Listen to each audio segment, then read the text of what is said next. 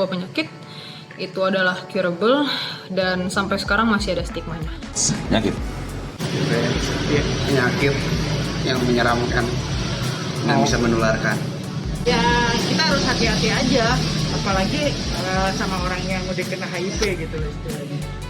Kalau menurut saya sih HIV ya penyakit virus sekali ya, virus itu dari biasanya akibat pergaulan bebas, bisa seks bebas atau narkoba, atau ada juga yang dari keturunan dari ibunya gitu kan. Dulu sebelum ada ARV itu ia menular gitu, dan sebenarnya pun sampai sekarang kan dia ya memang itu penyakit menular gitu. Terutama buat orang-orang yang tidak minum obat ARV dan mereka yang tidak tahu bahwa mereka punya HIV/AIDS. Dan bentuk apapun baik. Mungkin ludah nggak, bentuk ludah gue nggak bisa tahu, tapi yang paling mudah lewat darah dan kontak seksual. Iya. Tukeran ludah ya. Iya. Bisa menular kalau dia itu pasangan kita ya. Kalau pasangan kita Menular menurut saya. Oh, banyak. Sebenarnya kan kalau stigma orang itu adalah dari kegiatan seksual ya. Tapi sebenarnya yang juga banyak kasusnya adalah penularan dari ibu ke anak gitu. Jadi ibu yang hamil, ibu ODAH yang hamil anak yang hamil gitu dan kemudian melahirkan anak tersebut itu besar kemungkinan akan ODHA juga gitu, kecuali ibunya ditreat secara medis dengan tepat. Sama jarum suntik, ciuman, tukeran ludah ya. Iya. Enggak sih kalau karning. yang utama ya berhubungan badan. Liurnya kali ya? Cairan, darah, transfusi darah. Cuman kalau menurut saya kalau di pipi sih enggak.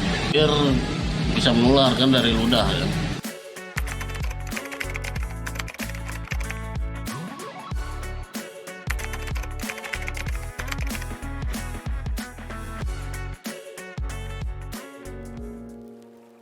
Ya, awal aku terinfeksi HIV itu adalah dari almarhum suami aku yang pertama gitu. Jadi aku dulu pernah menikah di tahun 2005 dan beliau itu adalah seorang mantan pecandu nafsa suntik ya. Pastinya yang paling beresiko adalah istrinya karena kita berhubungan seks secara aktif. Jadi mau tidak mau saya pun juga disarankan untuk di tes HIV. Hasil yang pertama itu memang masih non reaktif gitu ya, masih negatif lah gitu. Nah ternyata 3 bulan kemudian itu anak saya sakit. Nah selama 3 bulan itu tuh saya menyusui anak saya. Tiba-tiba anak saya diare kayak gitu ya, kayak muntaber gitu. Saya bawa ke rumah sakit. Dan saya minta untuk dokter cek HIV-nya. Bahwa itu adalah reaktif anak saya. Ngamuklah saya, marah-marah saya di rumah sakit. Kemudian saya ditenangin sama dokter. Kata dokter, kemungkinan besar yang terdeteksi ini masih imun ibunya. Karena bayi di bawah 18 bulan itu dia belum punya imun sendiri. Dan dia itu kan menyusui ya. Saya berikan ASI ke dia secara eksklusif. Jadi kemungkinan yang terdeteksi itu adalah imun saya. Sehingga akhirnya dia bilang saya untuk disarankan untuk dicek ulang HIV-nya dan ternyata saya HIV-nya positif. Yang ada dalam pikiran saya pada saat itu adalah bentar lagi kita satu keluarga nih bakalan hilang ya, bakalan meninggal, bakalan mati, satu generasi ini akan hilang gitu. Suami saya di situ tahu hasil saya dan anak saya positif, dia depresi. 2 bulan kemudian tepat di usia 5 bulan anak saya dia meninggal. Pada saat dokter menjelaskan kepada saya bahwa itu adalah yang terdeteksi masih imun saya, di usia 18 bulan itu saya disuruh untuk cek ulang gitu ya. Yang waktu itu saya lakukan adalah saya stop ASI dan memberikan nutrisi yang terbaik untuk anak saya. Saya berikan obat-obatan dari dokter untuk resep-resep kayak profilaksis untuk pencegahan penularan pada bayi kayak gitu, itu pun juga saya berikan. Kemudian di usia 1,5 tahun ya atau 18 bulan itu saya cek ternyata hasilnya itu negatif. sebenarnya kalau HIV itu sendiri tidak ada gejalanya, sama sekali nggak ada gejala. Dia itu hanya virus yang menyerang sistem kekebalan tubuh kita aja kan, yang menggerogoti kekebalan tubuh kita sehingga akhirnya virus lain, bakteri, jamur, parasit, apapun itu bentuknya, penyakit lain itu gampang banget masuk ke dalam tubuh kita ketika tubuh kita ini lemah. Sendiri itu ada beberapa fase. Ya, jadi kalau udah di stadium 1-2 itu biasanya tanpa gejala, sama sekali nggak ada yang kita rasakan apapun. Ya, sekarang ini kayak misalnya saya udah sekarang ini saya kan udah 15 tahun ya hidup dengan HIV. Yang saya rasakan tuh sama sekali nggak ada, saya tidak mengalami gejala apapun. Ya. Nah, kalau misalnya memang udah kayak kecapean gitu ya, udah terlalu forsir badan, itu memang mudah sekali merasa lelah gitu, merasa letih kayak gitu sih. 2010 itu kan dari tahun 2006 sampai dengan tahun 2010 itu saya belum dikasih obat ARV. Dulu peraturan dari pemerintah itu ketika si sel kekebalan tubuh kita itu masih di atas angka 250 ya, atau CD4-nya masih 250 ke atas, maka si odanya ini belum boleh mendapatkan obat ARV. Jadi harus di bawah 200 dulu baru kita bisa mendapatkan obat ARV. Sedangkan CD4 aku tuh bertahan di angka 400, 600 gitu. Nah, sehingga di tahun 2010 itu aku ngedrop dengan CD4 yang masih tinggi, tapi ternyata jumlah virus aku pun juga tinggi. Nah, yang aku alami pada saat itu adalah mengalami jamur juga di mulut, aku diare akut selama 3 bulan. Jadi satu hari itu aku bisa BAB itu 30 kali, bayangin aja. Sampai kurus lah badan aku yang sampai habis. Aku juga ada sifilis kalau nggak salah. Itu karena ada banyak bintik-bintik hitam di telapak kaki aku gitu. Jadi dokter bilang ini penyakit sifilis, dia bilang gitu. Tapi ya nggak ada yang aku rasain yang sampai kayak gimana banget sih, enggak gitu. Paling itu sih, dan ternyata di saat itu dokter sudah bilang aku sudah masuk ke dalam fase HIV stadium 3. Kita memasuki fase AIDS itu adalah CD4 kita di bawah 200, itu udah pasti masuk ke dalam fase AIDS. Tapi karena fase jumlah CD4 aku itu masih di atas 200, jadi aku masih di fase HIV stadium 3. Kalau untuk penularan HIV ini sendiri kan harus dengan aktivitas tertentu ya. HIV ini hanya bisa menular di 4 cairan tubuh, yaitu cairan darah, cairan vagina, cairan penis, dan juga air susu ibu. Hanya di 4 cairan ini. Ada nggak di keringat, di air mata, ada, tapi jumlah virusnya tidak akan cukup. Kalau misalnya kita mau menularkan melalui keringat, air mata, air liur, dan yang lain-lain, itu butuh 6.000 galon, which is itu 1 kolam berenang ya, baru bisa ketularan gitu. Karena si HIV ini sendiri pun juga ternyata dia punya prinsip penularan, ada ESSE, ya, ada exit. Yang pertama itu adalah exit, virusnya harus keluar dari tubuh si ODA. Yang kedua ada survive, jadi kalau udah keluar si virusnya dari tubuh indungnya, dia harus bisa bertahan hidup. Itu ada tadi ada enter, maka ada exit, maka harus ada enter. Jadi harus ada jalan keluar, harus ada jalan masuk, which is harus ada luka terbuka, ketemu luka terbuka, lalu nempel atau bergesekan gitu. Makanya HIV ini hanya bisa ditularkan melalui hubungan seksual yang tidak menggunakan kondom atau pengaman, dan juga menggunakan jarum suntik yang tidak steril. Gini loh, HIV itu tuh penyakit yang sebenarnya dia kan hanya virus yang menyerang kekebalan tubuh manusia, tapi highlightnya orang itu tuh pikirannya itu ini penyakit kotor, penyakit memalukan, ini aib, ini penyakit kutukan, dan yang lain-lain gitu ya. Dan itu stigmanya tuh udah kebentuk dari dulu gitu, seolah-olah yang kena HIV ini adalah orang-orang yang nggak benar gitu loh, yang tidak bertanggung jawab dan yang lain-lain. Tapi ya apa kabar ya sama ibu-ibu rumah tangga dan juga anak-anak yang nggak berdosa. Sama teman kecil saya dulu, satu mulut tuh bisa jadi satu kampung, tahu semua saya kena HIV kan. Nah terus ya banyak digosipin lah ya, saya satu kampung itu dibilangnya saya cewek nggak benar dan segala macam. Pada saat itu ya saya cuma bisa diam, karena saya juga pengetahuan saya tentang HIV itu juga masih sangat minim ya. Kita bicara 10 atau 15 tahun yang lalu tuh ibarat itu tuh gue bener-bener masih bego banget lah tentang HIV tuh masih buta banget gitu.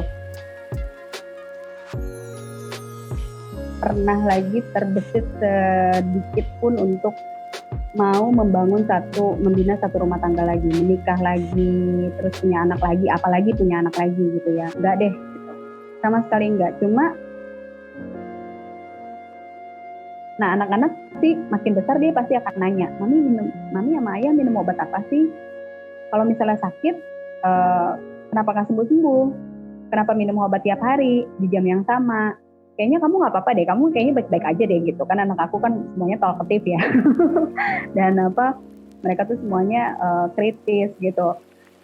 Terus ya udah aku bilang sama mereka bahwa ini obat adalah obat untuk untuk menaikkan sistem kekebalan tubuh mami, karena kekebalan tubuh mami ini rendah. Apa tuh sistem kekebalan tubuh gitu kan, biasalah anak-anak kan biasanya begitu. Jadi aku bilang ibarat itu kalau misalnya di dalam tubuh kita ini ada pasukan, jadi pasukannya itu sedikit, jadi yang nyerang mami ini banyak banget nih, bakteri, virus, jadi penjahatnya banyak banget yang mau nyerang di tubuh mami. Nah sedangkan si pasukan tentaranya nih dikit banget. Nah kalau mami minum obat ini tentara mami jadi banyak, jadi mami nggak gampang sakit. Oh gitu, banyak ya, jadi ada peer support ya, jadi kita memberikan semangat ya, memberikan support kepada teman-teman yang sesama ODA. Kemudian juga ada penjangkauan, kita tuh menjangkau juga, memberikan edukasi, sosialisasi ke hotspot gitu ya, kayak ke karaoke malam, terus begitu ke ke teman-teman yang mereka tuh punya hotspot sendiri gitu, untuk pekerja seks di mana, untuk pengguna nafsa di mana, untuk teman-teman LGBT berkumpul itu di mana gitu. HIV ini kan ada beberapa populasi kunci. Jadi di populasi kunci ini adalah populasi orang-orang yang punya resiko sangat besar terhadap infeksi HIV. Nah, populasi kunci ini ada pengguna nafsa, ada LGBT ya, terus begitu juga ada pekerja seks. Nah, di mana LGBT itu pasti punya pasangan. Terus sudah gitu juga pengguna nafsa juga pasti punya pasangan. Pekerja seks juga pasti punya pelanggan. Pelanggan seks itu pun juga nanti sampai di rumah mereka pun juga punya pasangan gitu ya. Nah, jadi ini hotspot inilah yang kita kunjungi ya, kita berikan sosialisasi tentang bahaya HIV itu seperti apa. Jadi bagaimana caranya kayak pekerja seks itu mereka itu bisa bernegosiasi kondom sama pelanggannya gitu. Nah, itu kondomnya kita bagikan secara gratis gitu. Nah, kemudian juga program lainnya ada hospital visit, ada home visit. Jadi kalau misalnya untuk teman-teman HIV yang sedang dalam keadaan ngedrop gitu ya, kita lakukan kunjungan baik itu ke rumah ataupun ke rumah sakit gitu, dan kita memberikan support mereka di situ. Dan ada juga program study club ya. Study club itu kayak support group gitu. Kita mendatangkan teman-teman ODA, biasanya sih kita kumpulin 20 sampai dengan 30 orang ODA setiap bulannya, dan kita memberikan penguatan, kita saling memberikan penguatan. Di dalamnya juga ada, kita pasti undang narasumbernya biasanya adalah dokter atau tenaga kesehatan ya, di mana nanti si tenaga kesehatan ini akan memberikan edukasi ini seputar HIV ya, apa aja itu yang berkaitan dengan HIV. Kayak misalnya infeksi oportunistik yang bisa terjadi pada teman-teman ODA, apa itu HIV, apa itu AIDS, dan yang lain-lain gitu. Nah terus selain itu terakhir kita juga ada program advokasi dan juga paralegal. Jadi ini lebih ke, kalau advokasi itu kita menyuarakan kalau ada hal-hal yang tidak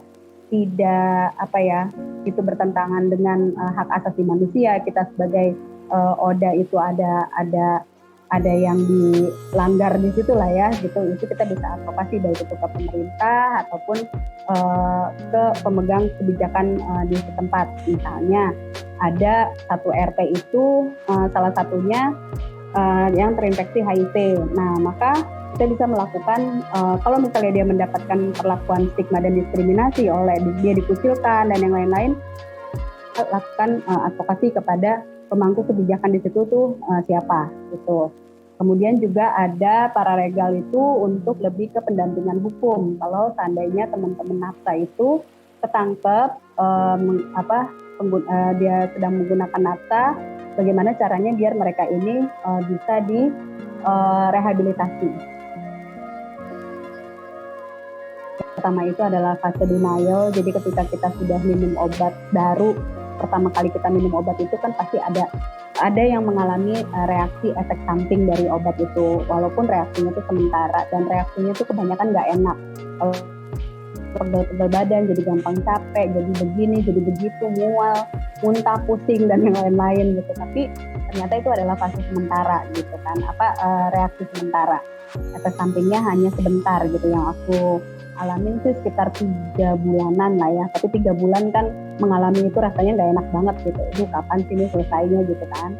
Nah kebanyakan tuh dari mereka tuh nggak sabar gitu di dalam fase efek samping itu.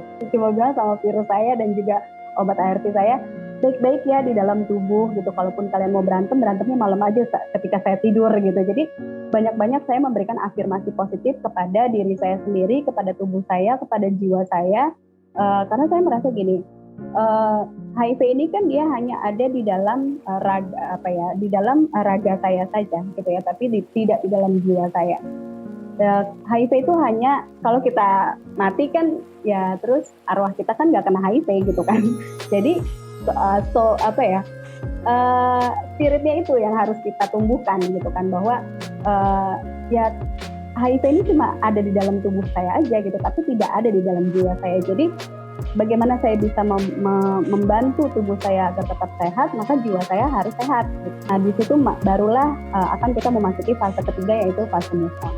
Kalau udah masuk ke dalam fase move on sih ya itu tadi, kalau kita udah berdamai sama diri kita sendiri, kita udah mengetahui bahwa ternyata obat itu sangat penting untuk kita gitu ya, dan itu menjadi satu kebutuhan. Kayak kalau gua nggak makan nih obat ART ini, nih virus akan kelaparan di dalam tubuh, daripada dia ngegrogotin tubuh gua, mendingan gua kasih obat gitu. Berdamai dengan masa lalu itu saya cuma bisa bilang terima kasih masa lalu. Jadi tidak pernah saya mau menyesali masa lalu saya, yang sudah terjadi ya terjadi. Saya nggak akan pernah bisa membalikan waktu kan. Saya tidak punya mesin waktu, jadi yang bisa saya lakukan adalah saya bersyukur. Terima kasih atas masa lalu saya yang bisa membentuk saya seperti sekarang ini. Karena masa lalu itulah yang membuat saya menjadi belajar tentang arti sabar, ikhlas, dan juga bersyukur. Hidup itu adalah belajar. Tujuan hidup saya adalah belajar. Jadi saya sih pengen bilang sama diri saya yang dulu itu, jangan pernah berhenti dan lelah untuk belajar. Karena dengan belajar kita akan teredukasi dengan baik. Dengan edukasi itulah yang akan menguatkan kita di kemudian hari. Ya, karena masa lalu itu adalah sejarah. Ya. Masa lalu itu adalah sejarah yang tidak akan pernah bisa kita ubah. Dan sejarah itulah yang membentuk kita di hari ini. Maka lakukan yang terbaik hari ini. Besok itu kita belum tahu ya, belum tentu kita masih dikasih umur sama Tuhan. Maka lakukan yang terbaik hari ini untuk kita bisa menentukan takdir buruk dan juga takdir baik kita di kemudian hari. Gitu. Kalau kita tidak melakukan hal-hal baik di hari ini, maka yang datang nanti ke depannya juga adalah hal-hal yang tidak baik juga. Stigma negatif tampaknya sangat sulit dilepaskan kepada orang yang mengidap HIV. Sekeras apapun kita mencoba menjelaskan, tetap saja selalu ada orang yang menyangkalnya. Tak terkecuali bagi Kak Hages. Selama bertahun-tahun berjuang melawan stigma itu. Meski sulit di awal, tapi pada akhirnya ia bisa melewati itu semua dan bahkan membuatnya menjadi orang yang lebih bermanfaat. Mendirikan LSM, mengadvokasi, sampai memberikan penyuluhan ke tempat-tempat tak terjamah. Perjuangan Kak Hages belum selesai, atau bahkan tak akan pernah selesai. Sampai jumpa.